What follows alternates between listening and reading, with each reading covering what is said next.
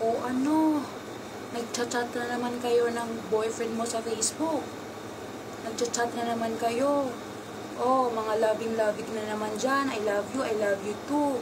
Baby, babes. Palangga, langga, ga. Mga ganon. Tama ba ako? Ay, mga lover sa Facebook. Oh, hindi pa kayo nagbi-met sa personal, di ba? Isisend kayo ng picture sa isa't isa, tapos gawin nyo sa photo grid. Tapos, i-public nyo na kayo, di ba? Ganun sa Facebook, makikita ng mga ibang tao na kayo. Tapos ang ending, block na kayo sa isa't isa pag kinabukasan. Oh, huwag naman ganun. Kung magkarelasyon ka sa Facebook, siguraduhin mong mahal mo siya. Huwag kayong gumawa ng mga trip nyo lang, ganun. Trip lang. Yung trip, kasi yung pagmamahal, hindi yung trip. Tapos nagpo-post pa kayo ng dalawa na nagpi-peace, then pinumbayan nyo sa photo grid or ano mga application dyan. Tapos ang ending pala, block na kinabukasan. Ano ba yan? Plastic ka naman yun. Yung ganun. Kung naging kayo sa Facebook, kahit hindi kayo nag-met sa personal, tutuhanin nyo. Kung nagmahalan kayo through Facebook, tutuhanin nyo. Huwag lang ganun lang. Tapos 3 days lang kayo, 4 days, tapos break na. Una kasi, friend request, confirm, tapos conversation, call. Tapos after that, kayo na. Tapos after that, send pictures, send mo ako ng ganito, ganyan. Tapos po-post, kayo na. Tapos ang ending, block na. Kasi may pinag-awayan na kahit maliit lang na pinag-awayan, block agad. Huwag naman pong ganun. Bakit? Wala na ba kayong pinagsamahan? Friends naman kayo kahit pa paano, diba? Diba? I was just joking lang po. Ang sa akin lang kasi, diba?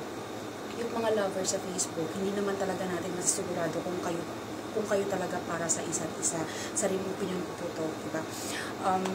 Yung mga lovers sa Facebook, okay lang naman yan na wag lang sobra-sobra na marami kang ka-lovers dyan, boyfriend mo, marami nakaraya dyan sa Facebook mo, ewan mo kung hindi ka na makareply, kung kanino ka lang nag-reply, kung gano'n na lang.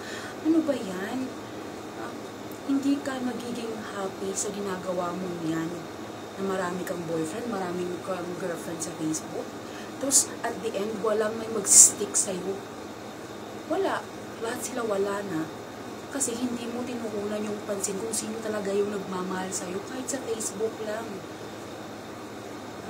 Mahalin mo, kung mahal ka niya talaga, patunayan niya rin, ikaw, patunayan mo rin sa kanya, magmahalan kayong dalawa. Someday, diba, hindi natin maiiwasan or mag-plan kayo na mag-met kayo, diba? Someday.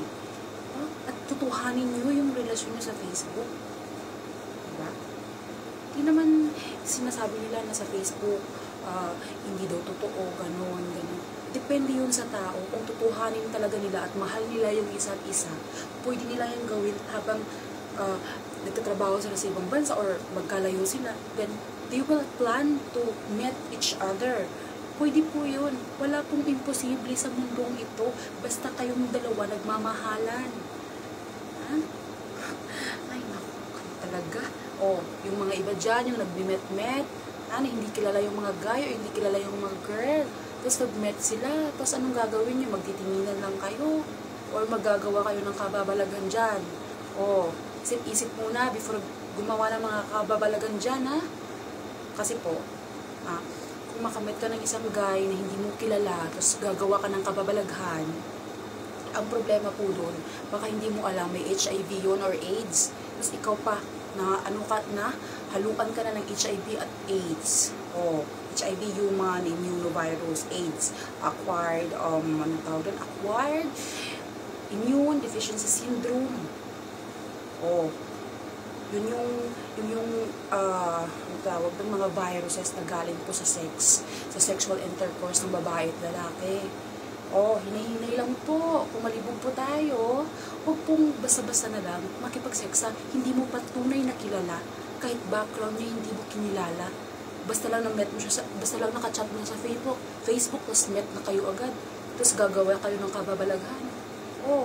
Tama ba yun? Tapos paano na lang kung mamit mo yung true loves mo someday. Tapos may AIDS ka, may HIV ka, o ano na lang. Kawawa naman yung next na susunod na magmamahal sa'yo ng tunay. Diba? Hinay-hinay lang po tayo. Ha? Kasi, oo, lahat tayo ganun. Kailangan natin yung mga ganung bagay. Diba? Pero, hindi naman po basta-basta lang na makipag-sex ka or makipag-sexual intercourse ka sa isang tao na hindi mo kilala. Ano ba yan? Ha? Magbabayad ka. Oo. Tapos, babayaran ka. Tapos, yung nahawaan ka na ng sakit.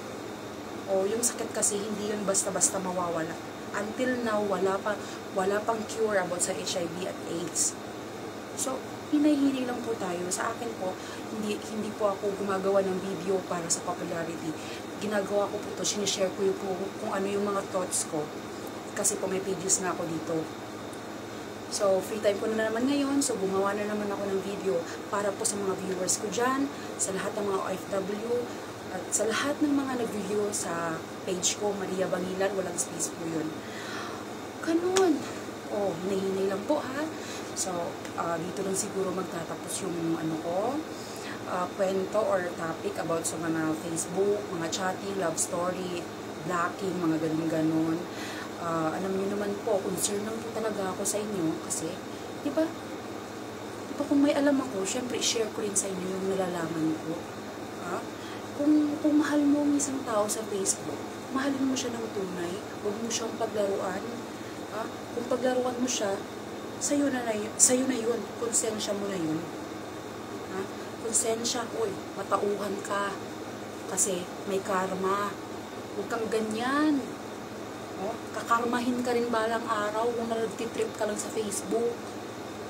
Maraming girlfriend mo dyan sa Facebook, maraming boyfriend, nagsasend ng mga, kung ano ng mga picture, malalaswa o ano man dyan. Huwag ganun. Hinay-hinay lang po tayo magsend ng mga pictures kasi hindi po natin alam na yung mga pictures pala, inilikage sa iba. Pinapakita pala sa mga, mga barkada niya, ito, ang ganda ng girlfriend ko, ang ganda ng katawan.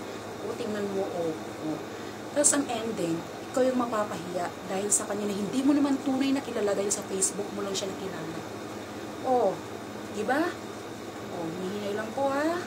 Salamat po. Spread love mga dude. Nakikinig ka rin. Blue eyes na si Rico. Nakikinig rin to eh. Hinahinay lang Rico ha. Si Susan. Kailan kaya kayo magkikita ni Susan? Rolly, si Susan. Maniligaw tong alaga ko. Si Rico. Ha? Magme-met rin sila. Nagchat-chatting sila sa Facebook eh. Rolly. Bantayin mo ang alaga mo dyan. Baka nandyan si Rico sa bahay niyo dyan. Sige po. Paalam po. Sariling comment ko po to. Bye!